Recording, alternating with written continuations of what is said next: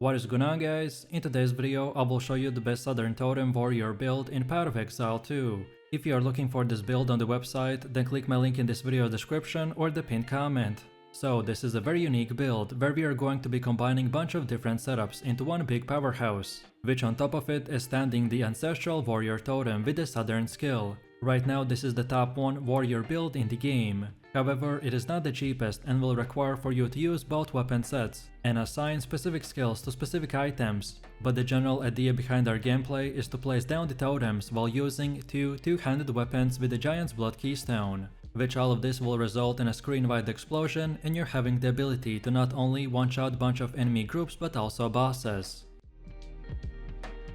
So let me show you the build, and for the main class we are going with the warrior and our ascendancy is the Titan. Then for the first skill we have the ancestral warrior totem with a skill called the Southern, and then few more support gems like the martial tempo, upwheel, inspiration and magnified effect. Then second we got the ancestral warrior totem, and yes, this is not a mistake, we are using the same skill twice in a row. And for gems we want the Southern, concentrated effect, brutality, heavy swing and the bloodlust. Then next we got armor breaker with demolisher, break posture, lacerate and rage.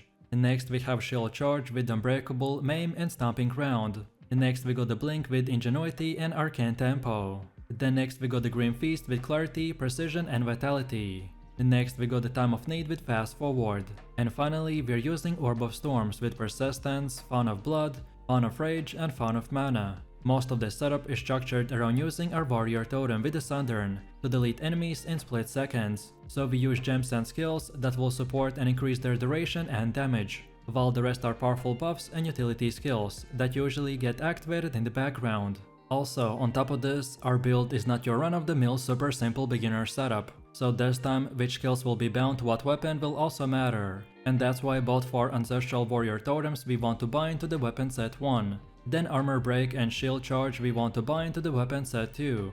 Then blink we also want to bind to the weapon set 2. Then the grim feast we want to bind to 1. And finally the time of the need we need to bind to both of the weapon sets, so 1 and 2. Next we also have a leveling build in case if you are starting your journey from level 0 and you want to use it up until about level 25. But as we are running a high endgame build, so this time you're also able to experiment and use any other leveling build until the endgame. So first off we have the Mage Strike with the Ruthless and Overpower. Then next we have the Bone Shatter with the Impact Shockwave and Magnified Effect. And next we got Earthquake with Fire Infusion. And finally we're using the Shockwave Totem with the Martial Tempo. Next up we have our passive tree, and if you are interested in a full in-depth guide on how it works, then check out my beginner guide. So let's take a look at our setup, and we want to start at this armor node, and then go like this until we get to Relentless. Then second, keep on moving forward until we get to the Carved Earth. Then from here, let's keep on moving upwards and then to the left until we get these Shanked nodes. Then afterwards we keep going like this until we reach all of these 3. So Ancestral Melding, Ancestral Artiface and Ancestral Unity. Then next we want to reach the Giant's Blood Keystone.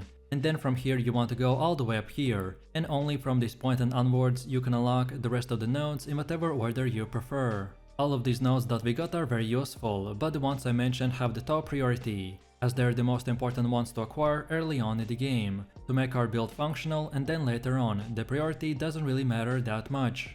Also, as far as attributes go, you just simply want to fulfill your attribute requirements for gear and skill gems, and then after that spend the rest in the strength. And then on top of this, a lot of our build is also improved by our specific levels that we use. So for the top 3 options we have increased totem damage, increased attack damage and increased melee damage. Priority here won't really matter, so just equip the ones you get first.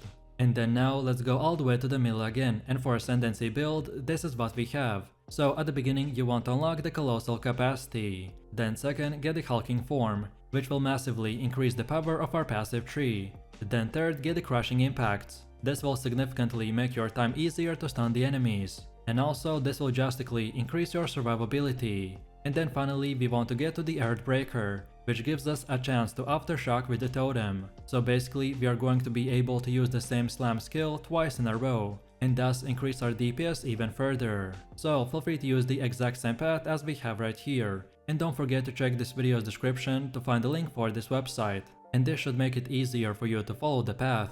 Next up we have our Atlas passives, And the general idea behind this is to aim for bonus passives that spawn a lot of grouped up monsters, such as in Delirium and Expeditions. So when we start, we wanna first of all go to the right side and get all of these nodes, and then keep going down until you get to the keystone called the Deadly Evolution. Then from this point we now want to go up top to here, and then get the second keystone called the Unstable Energies. And then from this point and onwards you can unlock the rest of the nodes in whatever order you want. But then on top of this we also have sub-passives, and their order in which you unlock them doesn't really matter, so this time it's up to you. And this is how it should look like for the ritual. Then next we have Delirium. Then third we have the bosses. Then on top of that we have the pinnacle bosses. Then next we also have our expedition setup, and then finally our breach setup. And next we have our gear. The weapon of our choice is the advanced Great Hammer, and remember that because of the keystone we are using 2 of these weapons. For some reason in this website I could not add the second weapon, but just don't forget about it. And also remember that the weapon damage will not scale for the totem, so if you want to run a purely totem build without hitting an enemy once, then don't upgrade any gem besides more levels to all melee skills. But as I like to maximize everything to the brim, so I'm also using increased stun buildup, adds physical damage to attacks, and increased physical damage even more. Also, we got the second weapon set, in which we are using the Expert Slim Mace with a weapon speed and crit.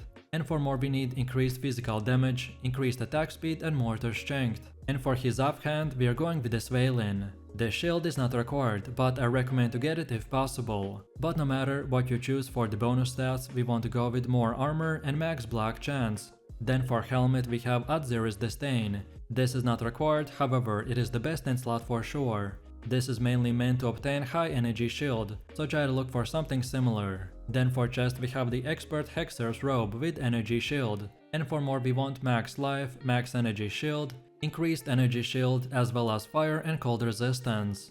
Then for belt we have the Rawhide Belt with increased life flask recovery. And for bonus stats we want max life, max mana, lightning resistance and chaos resistance. Then for gloves we got the Expert Javel Gloves with energy shield. And for more we want max life, max mana, increased attack speed and more levels to all melee skills. Then for boots we're using the Expert Padded Leggings with armor and energy shield. And for more we need increased movement speed, max life, max mana as well as cold and fire resistance. Then for our first and second ring we got the same one called the Lazuli Ring with max mana. And for more we got accuracy, max life, max mana and increased mana regen. And then finally for amulet we have the Azure Amulet with increased mana regen. And for more we got max energy shield, max life, max mana and more to all melee skills. No matter which gear you choose, just at least try to get 75% resistance cap on all 4 elements. This is the best case scenario setup, which would be more of an example of what stats and prefixes to look for. Also, as most players usually run into some kind of mana problem, so that's why we spend a lot of stats to solve this issue. Then next we have runes. During early item progression, most gear is sacred with resistant runes. However, once your elemental resistances have been capped and resistant runes are no longer necessary, then you want to opt in to increase your maximum life with body runes or consider sacting a soul core. So right now on my first weapon I'm using the stone rune for the stun buildup, while on my second one we get the same soul core that increases our attack speed in both the main and the offhand. And then for gear, so on the helmet, gloves and boots we're using the same soul core, so plus 5% to all elemental resistances. Then on top of this we need to quickly look into the charms. Charms are incredibly useful, as by having the right one equipped at the right time can save you from dying. If you are struggling with certain bosses, then look into what damage type they are using, and then use that specific charm to increase your resistance. For me personally, I like to use the stone charm for stuns. Then second, get the Taving charm for when we become frozen. And then finally we have the Amethyst charm for chaos damage. But as I said, which one you choose will entirely depend on the enemies that you are fighting, so feel free to experiment and mix and match. And now finally, let's quickly take a look at how this build will work. So against basic mobs and in maps, you simply want to run while using our AoV setup, which is the Ancestral Warrior Totem with the Sunder.